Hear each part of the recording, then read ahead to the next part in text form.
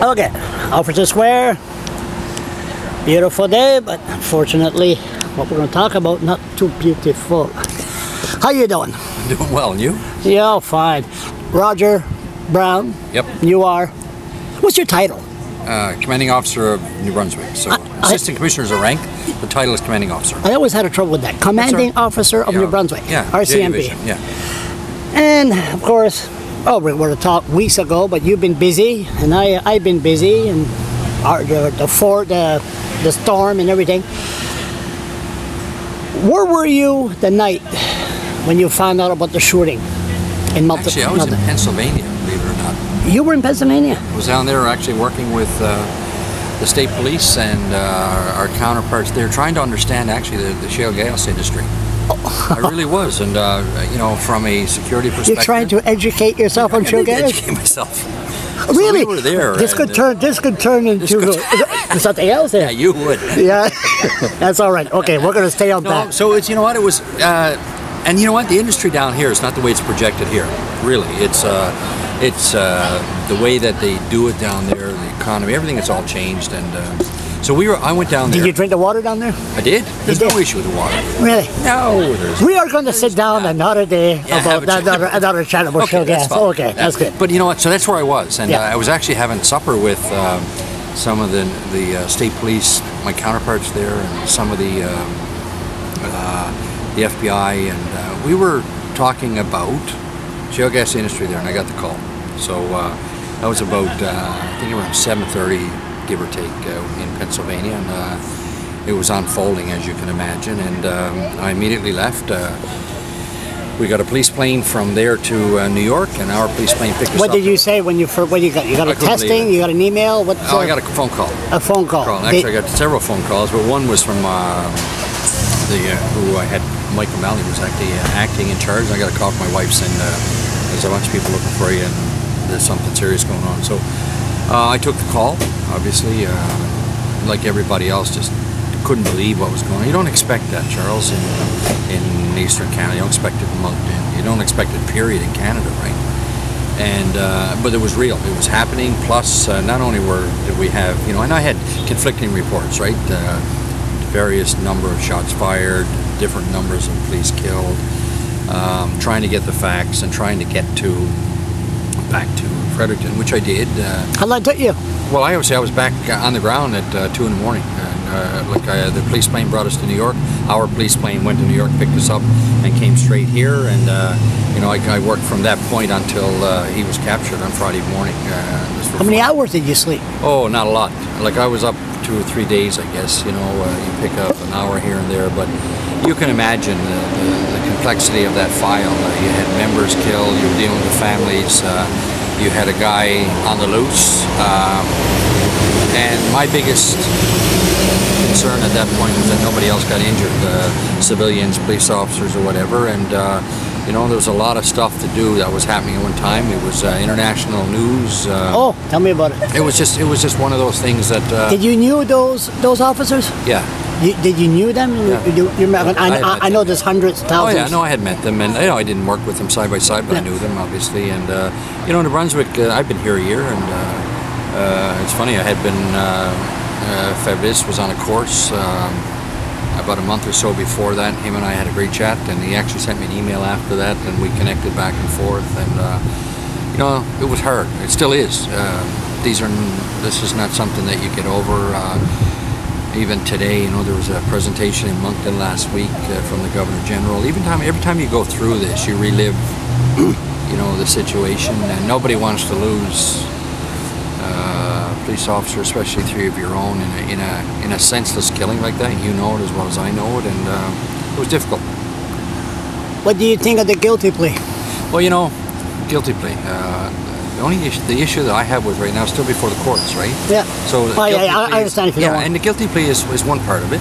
So October 27th is, there's still evidence to be presented with respect to the guilty plea. So I tell you what I'll do. After it's over on October 27th, when it's in, you and I'll sit down and have a chat, and I'll talk in far more detail about that. But it's still before the courts. Yeah, so I think it's better that way. I would rather that way. Yeah. How many people is on leave from the? from that accident? You know what? There's as of the weekend, I think there's 70% back to work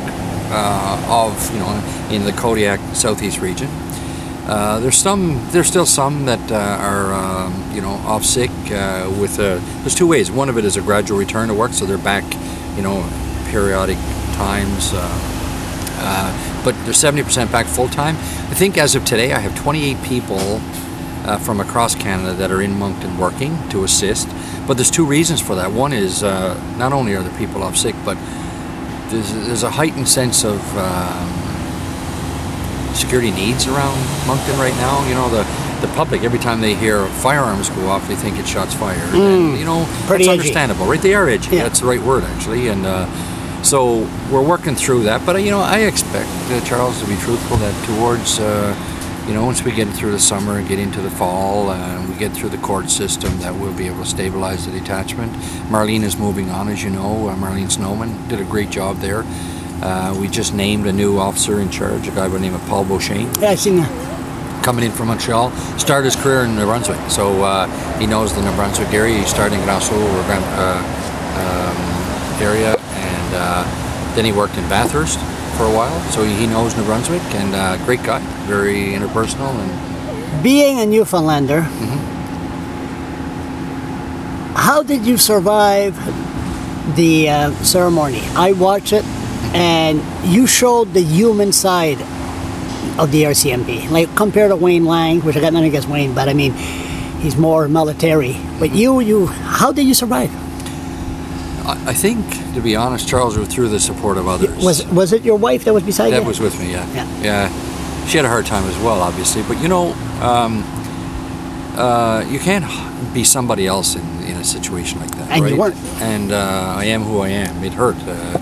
You got. I looked down at Rachel and saw her little son Austin, and here she's due in a couple of weeks or a month. Then you look at Angela with a young daughter Emma, and you look at Nadine with her 3 girls. It hurts. It hurt me. Not something you want as a CO to have lost 3 of your own in that kind of a setting, right? And I did the best I could, but it was. I think the way I got through it was through the support of the membership, support of the public, support of the media. Everybody worked together. It was incredible. But in a case like that, nobody can prepare you as a police officer to see one of your own members killed. No one can prepare you to deal with the spouses and families going through that scenario. No one can prepare you to go before international media and have the name out with 3 members that are killed. And no one can prepare you to speak before a funeral where there's thousands of people alive and hundreds of thousands, and have to try and capture everything in a one setting. But the message had to be one of support to the members, the families, and the public. And I think the public really showed their support for us as a policing organization, and they continue to do so, right? Monetary is one thing, but more importantly is I think to support us in what we do each and every day. And what this did as well, and this because you're one of many who or one of few actually who actually get involved into what policing is actually all about. But really, this opened up the doors to show a lot of people really what we do. Yeah. And you think about it, right? While we were trying to capture the individual, that night, on the Wednesday night into Thursday and into the dark hours of Thursday night before he was actually captured, we had people on the ground knowing full well the potential of others being killed. And they worked through the night. The families knew that their husbands and wives were actually working. That's not an easy thing to do, and yet they did it. And but that's what we're called to do. We go out when people are coming in, and I think it allowed the public to see a little bit more about who we are, and we are human. And, some people grieve in different ways. I guess I'm, I've been told that I wear my heart on my sleeve, and I do. That's not to say that I can't make decisions. That's not to say that I can't do the police work. I did. You're human. But I'm human. You did it well. You did it well. And you survived. I couldn't believe the amount of hits I was receiving on my blog. I mean, I blog, Justin Book. Everybody was searching and searching and searching. I was disappointed with the Irving media. They had a paywall. but they couldn't. You couldn't access to it. But I also realized that I moderate the comments, and it attracts a lot of idiots, anti-police. I mean, people would call me anti-police with the Fredericton, but that's another thing. But I have my personal issues. But it attracted a lot of bad people also. It's sort of like open, like Justin Book was known as a hero. You know, I mean, well, there's a lot of bad tell you people. the realities of today, though, right? The reality of today is there are people out there that need help. There are people out there that whose goal is not to be a contributor to society, but to be a menace or cause nothing but grief. And obviously, it's unfortunate there are people out there, but that shows you the reality of what we're facing in 2014. It shows you the reality of police work. It shows you the reality of the need for everybody to work together. And I think that's another thing that came out of this is you can't. This wasn't just a police response, right? I had, the award that we received in Moncton the other day was focused on emergency service providers. Governor General. Absolutely, ambulance drivers, police officers, firemen. We had municipal police officers on the ground working with us all the way through. Phenomenal help, right? And I can't thank them enough. But you know what? What was more important as well was the public. We had, and you know this better than I do, we had 55,000 people following us on Twitter. And when we went out that night and asked that everybody keep their lights on in and around Moncton to help us, see what was going on and show everybody the need for security, all across Canada, people are putting on lights in their houses in different cities to support policing in their cities all across Canada, as far west as Vancouver. We know that there are people out there, but it also shows, Charles, in my opinion anyway, the need for early intervention. There's red flags planted everywhere. And when you see somebody that doesn't fit in with society, that the teachers say, well, I'm not surprised, or other agencies, social services, churches say, you know what, this person or that individual was probably someone, I'm not talking about board, but I'm talking in general, should have been someone that we really should have known that, then, there's a need for us to get involved early to try and solve this before it turns into a disaster like we faced. But that's scary, because the police could say the same thing about me. For the police, hey, Charles is calling us this and calling us that, And you and I get along well. I don't have a problem. I know, but then there's some people. Anyway, that's another thing. But listen, Roger, out of this tragedy, and this is an awful, awful tragedy, there has to be a good thing to come out of this. There has to be. What I was concerned too when I seen it before. When I saw that on TV, I said, whoa. When there was the shooting of the RCMP, the RCMP that shot Daniel Levesque, remember that? And had Leanne Fitch standing in front of that camera, a uniformed police officer, saying the death of Daniel Levesque was contribute to a knife wound and not the 4 bullets that went into his body. Isn't it time to have a civilian body to investigate cops' complaint? Well, actually, you know what? We do, but whether or not, there are different parts of Canada where it's a different system, right? There are some provinces where it's mandated, as you know, right? But they're made up of former police officers, really, if you look at them, right? And what we do have in and around here is to have a level of independence. We take it from, so if that was a shooting you're talking about in Moncton, where we felt that rather have the RCMP investigate itself, which is, not viewed to be independent. We go to another police agency, and just so happened that, Fredericton did that one for us. We're involved in investigating one in Rossay. There was shots fired, if I'm not mistaken. There was one in St. John that's been investigated by somebody else. There is a level of independence, but there's only, it's costly. There's only so many people to go around. I think what's important to the public, though, Charles, to be truthful, is trust. Well, there got to be a level of trust, but really, most of the time, the facts speak for themselves, right? That incident you're talking about, when it took so long because there's autopsy reports, they don't lie. Autopsy report will tell you how a person died, and whether it's an independent person that looks at the autopsy report and writes the report, or another police agency, at the end of the day, the results are going to be the same, right? So, you know, I think, to be honest, that we found that right level of independence. I think it's important. I would not want to be in a position, though, where we investigate ourselves. I wouldn't be comfortable with that. No. I would be much more comfortable to have another. But there are times as well where we've gone outside the province. You know that.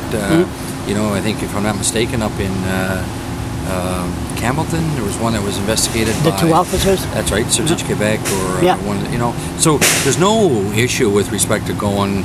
But maybe have a civilian plainclothes person in front of the camera. If they did, you know, that wouldn't be my decision. That would be a provincial government decision as to whether they did that. Civilian oversight, they call it. But I think the key is oversight. You know, so that the public, when you ask me a question, I don't have a problem with saying, you know what, there was an investigation done. It was independent, and you know, the police organizations in New Brunswick are all well trained. They have good investigators. They all have access to the same labs, the same DNA. But the public usually look cops investigating cops. Yeah, you're right. You're absolutely right. The police code. Not everybody is comfortable with that. But on the same token, like I said, if you have an independent body and it's funded, and the government decides to go that route, it is what it is. We would contribute to it. We would feed into it, but not at an area where there's any problem. So, right now, I'm comfortable with where we are. But if the government decides to go the other way with an independent one and they ask for input, it is what it is, right? But it's still got to be funded. You know, there's only so much money to go around, and you know that since I've been here, we've done a lot of work to restructure the RCMP in the province with respect to, you know, the aging infrastructure, having civilians doing jobs that, you know, analysts, community policing officers, callback units, working on prolific offenders, working at youth at risk, trying to divert youth that needs help. Prolific offenders, you know, that's the very small number of people causing police and the public the most amount of harm. You know, doing a lot of work on that. And in addition to that, we had a very busy year with all the stuff that happened. And the annual report actually came out today, and you know, it's a good report. It talks about, you know, I don't know if you know this last year in 2013, we had the lowest number of fatalities on highways in New Brunswick since 1956. Why is that now? Well, there's education. Absolutely. Education, awareness, people wearing seatbelts, impaired driving is down. You know, now, there's still, if we have one, it's one too many. No police officer wants to knock on a door and tell someone that someone in their family was killed. But you know, that's a good news story, right? Some of the property crimes are down. Again, that can be contributed to, the prolific offender piece, the analysts working in the right area, and others are up. You know, there's when you have an increased police presence, you start to zero in on that and move it upwards. So what did Roger Brown learn after all of this tragedy and everything? It made you a better man, or made you more thinking? I tell you what it made me is a lot more aware of how supportive the public are of what we do. I've just been overwhelmed with people saying thank you. I got thousands of emails of people that said thank you for what you do, both internally and externally. I think it made me realize, though, that we're all vulnerable. We all, you know, with respect to mental health, you know, thankfully, and you're probably aware of this as well, we did a lot of work in the province of New Brunswick with respect to understanding PTSD, trying to treat police officers that have been involved in those kinds of incidents, the debrief after the fact. We've had debriefs set up for the members, their families. I did it myself. You know, I had a debriefing, not more, I had two. And will continue to understand myself in situations like this, understanding the hurt, the grief, but understanding how to move forward. You know, and the last thing I'll tell, well, not last thing, you've got another question, it's no issue, but you know, I said in the paper last week, you can't drive looking in the rearview mirror. And there's a point right now, Charles, where we actually, you know, I think we all need to move forward. And it hurts, it'll always hurt, but the members in the RCMP in the province of New Brunswick can continue to give the same level of commitment that Fabrice and Doug and Dave did. You know, they gave the ultimate, they gave their lives, and we're going to continue to do that. And I learned that I've got some tremendous members out there that are willing to go to work every single day to do what's required to ensure that the public in New Brunswick are safe, and that's what my commitment is going to be moving forward. And You know, it's been a long year. It's been an interesting year, but I've never been prouder to serve in my life than I have been here in New Brunswick. And I wouldn't give a minute back, even though, like I said, it was a long year. It was a good one, so I learned a lot. And I think that you did a wonderful, wonderful job. I'm not kissing ass here, but you did good with the human side of the RCMP. And you and I'll keep in touch.